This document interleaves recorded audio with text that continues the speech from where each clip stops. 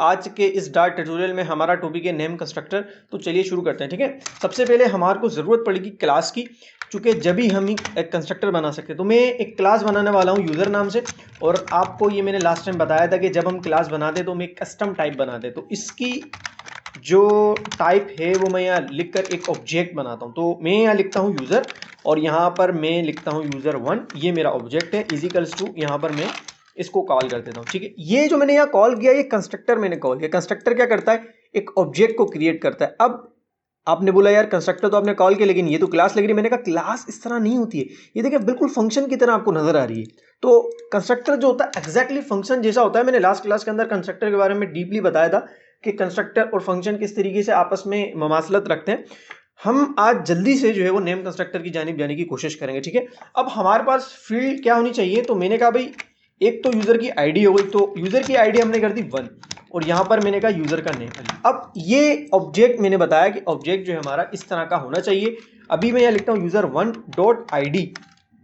तो अगर मैं इसको इस तरीके से प्रिंट स्टेटमेंट के अंदर प्रिंट करूं तो आईडी आ जाए, और इसी तरीके से मैं नेम प्रिंट करूं तो नेम आ जाए। मेरा इस तरह से ऑब्जेक्ट बनाने का इरादा है। ठीक है, तो अब मैं कैसे बनाऊंगा, मैं यहाँ के सबसे पहले फील्ड्स को जो है वो डिक्लेयर करूंगा। तो मैं यहाँ बोलता हूँ कि भाई आईडी को जो आप फील्ड दो वो इंटीजर दो, और यहाँ पर आईडी लिख के मैंने इनिशियल वैल्यू 0 कर दी। इनिशियलाइज करना इसमें ज़रूरी है। ठीक है, उसके बाद मैंने स्ट्रिंग लिया और मैंने कहा कि भाई स्ट्रिंग टाइप है, और नेम लो यहाँ पर, और उसको मैंने जो है वो 2 काट दे दिए, इनिशियलाइज कर दिया। अब मैं कंस्ट्रक्टर बनाता हूँ। मैंने यहाँ पर लिखा यूज़र, और यहाँ पर मैं इसके पैरामीटर बनाता हूँ ताकि वहाँ से जो वैल्यू आए और वो वैल्यू मैं इन दोनों को दे दूँ, तभी तो एक ऑब्जेक्ट बनेगा। तो मैंने यहाँ पर लिखा इंटीजर, और एग्जैक्टली सेम मैं आईडी दे देता हूँ यहाँ पर, और इसके अलावा यहाँ पर मैं लेता हूँ स्ट्रिंग, और यहाँ पर मैं नेम दे देता हूँ। ठीक है, अभी यहाँ पर इन दोनों अभी देखिए मैं अगर आईडी को आईडी दूंगा तो ये नेम आपस में सेम हो जाएंगे। तो ये जो है वो एम्बिग्युइटी हो जाता है, मतलब ये डेटा आईडी अपने आईडी को ही दे देगा, इसको नहीं देगा। ठीक है, इसको रीड नहीं करेगा। अब मैं इन दोनों में डिफरेंशिएट क्रिएट करने की वजह से मैं यहाँ पर दिस लगाऊंगा। दिस स्टेटमेंट मतलब दिस जो ये ऑब्जेक्ट है जो क्लास के इंस्टेंस को एक्सेस करता है। ठीक है, और एग्जैक्टली सेम यहाँ पर मैं दिस लिखकर नेम को एक्सेस करूंगा और इसको मैं नेम दे दूंगा। ठीक है, तो ये हमारा एक ऑब्जेक्ट, एक ये हमारा कंस्ट्रक्टर बन गया। इसको हम कहते हैं अननेम कंस्ट्रक्टर, जो कि डिफॉल्ट इसके साथ हमारे साथ होता है। हमने इसको कस्टमाइज किया, अभी ये ऑब्जेक्ट कंप्लीटली बनाएगा। यहाँ पर आईडी नेम इसको दोनों को मिल जाएगी। अभी ये बिल्कुल कंप्लीटली नॉर्मल हमारे पास ऑब्जेक्ट जो है वो कंस्ट्रक्टर है। हम इसको चलाते हैं, आप देख सकते हैं कि हमारे को सारी वैल्यूज़ जो हम चाहते हैं वो प्रिंट हो जाएगी। मैंने लिखा $59 टेप का मैंने बटन दबाया, आप देख सकते हैं टर्मिनल के ऊपर दोनों जवाब जो हमारे आ गए। हमने 1 वैल्यू पास की थी, हमने अली पास किया था, ये दोनों है। अब फॉर सपोज ये तो हमारा वो यूजर है जो नॉर्मली लॉगिन कर लेता है, लेकिन अक्सर आपने देखा होगा वेबसाइट में, एप्लीकेशन में, कि वो टेस्टिंग के लिए एनोनिमस यूजर का इस्तेमाल करते हैं कि ऐसा यूजर जिसकी आईडी पासवर्ड ना हो वो भी लॉगिन कर ले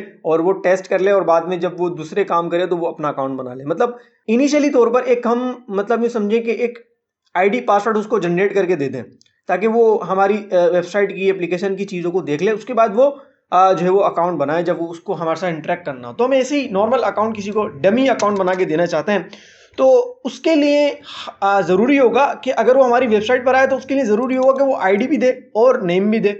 लेकिन हम ऐसा नहीं चाहते कि वो आईडी और नेम दे ताकि वो हमारे वेबसाइट पर आ जाए, या वो नहीं चाहता कि वो आईडी और नेम दे। ठीक है, वो अकाउंट ऐसा चाहता है कि जिसमें ना वो अपनी आईडी दे और ना वो अपना नेम दे। ठीक है, एनोनिमस नाम से वो देना चाहता है। ठीक है, तो अब फॉर सपोज अगर हम ऐसे बात करते तो ऐसा तो नामुमकिन है कि वो बन जाए, और हम नेमिंग कन्वेंशन का भी इस्तेमाल करना चाहते हैं कि जो ऑब्जेक्ट बने हमें पता लगे कि ये जो है वो एनोनिमस है। जैसे मैंने लिखा यूजर, और यहाँ पर मैंने लिखा यूजर2 इजिकल्स टू, और अब मैं यहाँ लिखने वाला हूँ एनोनिमस यूजर। इस तरीके से बन जाए, और मैं चाहता हूँ कि इसी से ही बने, एक नया मुझे कस्टम टाइप ना बनाने पड़े, इसी से बने।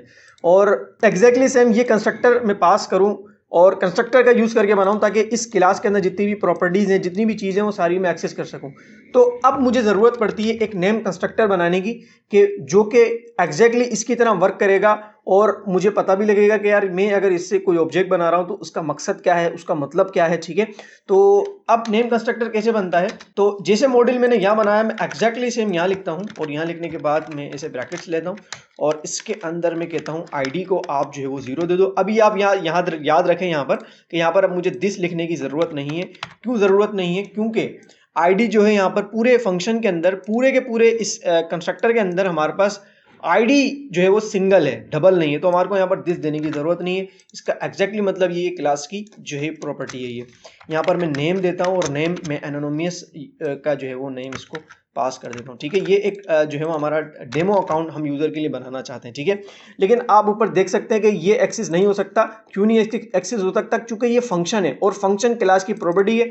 इसको एक्सेस करने के लिए आपको ऑब्जेक्ट का होना ज़रूरी है। तो अगर मैं इसको एक्सेस करना चाहता हूं तो इट मीन कि मैं इस यूज़र.1 से इसको मैं एक्सेस कर सकता हूं, ठीक है। मगर ये एक फंक्शन है, हमें फंक्शन नहीं चाहिए, हमें कंस्ट्रक्टर चाहिए जो कि एक ऑब्जेक्ट क्रिएट करे।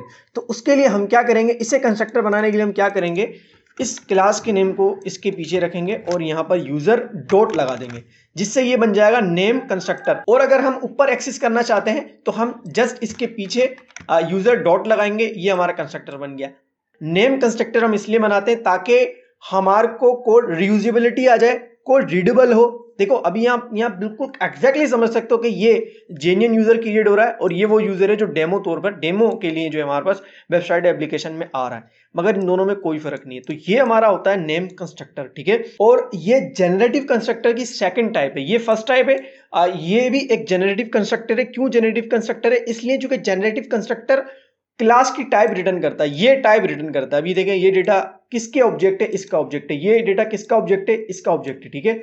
तो हमने आज देखा नेम कंस्ट्रक्टर क्या होता है और मैं आपको ये दिखा भी देता हूँ। यूज़र2 को मैं यहाँ पर रखता हूँ और आप देख सकते हैं कि ये एग्जैक्टली सेम कॉल करेगा और वो डेटा वही आएगा जो हम चाहते हैं, ठीक है। मैं यहाँ पर लिखता हूँ .59 टिप का मैं बटन दबा के एंटर करता हूँ।